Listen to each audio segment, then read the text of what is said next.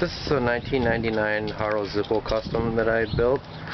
It started off as the latest model of the Zippo that had just regular non-twin top tube. And you can see where the lead off was, where it had the straight bar then going underneath there. And I never cared for that frame style. I had an opportunity to get one pretty cheap, so I picked it up, and I had always had the vision of wanting to do something custom with it, so I did it, and here it is. So I cut that bar out and ran it all kind of just fell together. One day I was standing there and I was looking at this Schwinn exerciser bike sitting in the corner, and I thought to myself, oh, you know, if you turn those legs around and face them towards each other, they'd almost fit perfectly in there. And sure enough, they basically did. And so this is Chicago-made tubing, pretty heavy duty.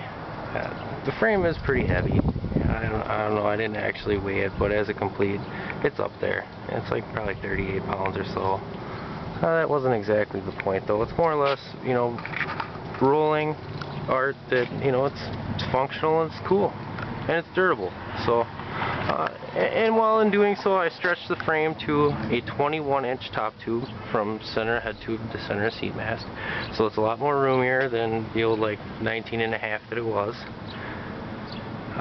And then I did the dual cable routing. I made these custom little knuckles here to fit in the factory loop to hold it there, and then with a piece of slightly larger diameter tubing, I cut out a little football shape of that and welded on some little cable guides on each side, put a hole in the middle, and that's just one of those brake clamshells with a cantilever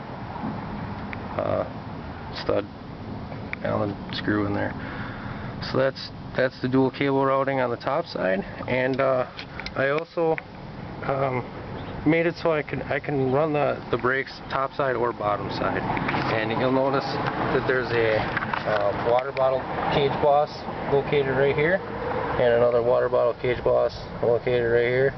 That I had taken those, like I say, as water cage bosses out of a mountain bike and put them there, so that way I can have a removable dual cable guides that I made that go along with it. And so I bored a large hole through here and put just a hollow mountain bike axle through there, and then welded it in place, smoothed it off, and made my cantilevers,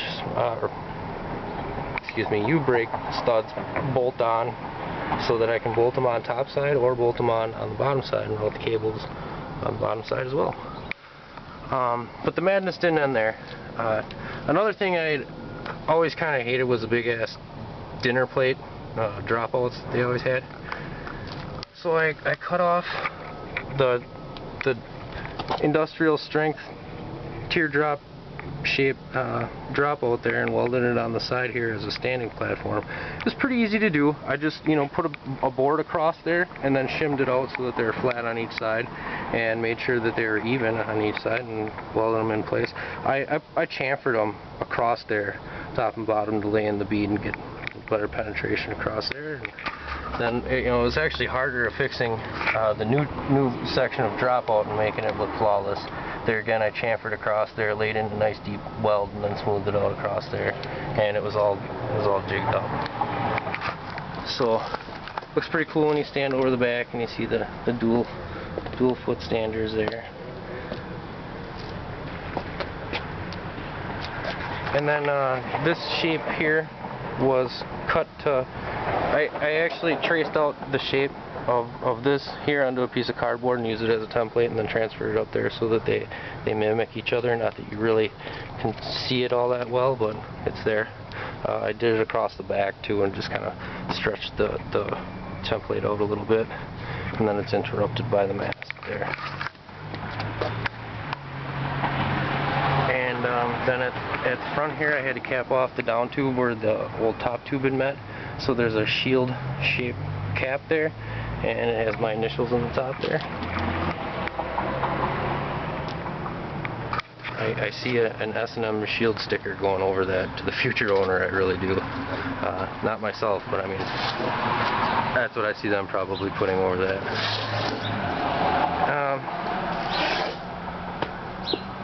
the HARO handlebars had came on the bike, and somebody had cut them down pretty crudely. So I had done some sleeve joint extensions. So it was sleeve joint welded, smoothed out, and they're reconstituted to a full 27 inches wide now. They're gonna just mark the center and measure it outward from the center to make sure that what I'm adding was even, and top it off with some new grips, new spokes, new cables, new seat, new tires. I think that pretty much covers the new stuff. The wheels I had laced up, these are actually the old factory wheels off of my 92 dyno VFR. I had stripped the black off the chrome, polished the chrome, called up Dan's Competition, got some stainless Sapin straight gauge spokes, laced them in there. So we got new stainless spokes with these Miracle hubs that I powder coated front and back, and this sprocket over here I had also powder coated. This is actually coincidentally a next sprocket. It came off of this little kid's bike, but it, you know, mimics the Fusion look, and it was the right gear ratio I was going for. So since I was already on board with powder coating these hubs, I went ahead and powder coated up this steel sprocket, and it's right at home on here. These are actually a Mongoose crank arm, those of you wondering. Double pinch bolt Mongoose crank arm with a like a sealed cartridge bearing upgrade. I'm not exactly sure who made that. That it came in an older bike I had. But, I like how the double clamp seat clamp kind of complements the double pinch clamp cranks, and you know, same with the stem. I know most stems are double pinch, but some have one bolt now and stuff.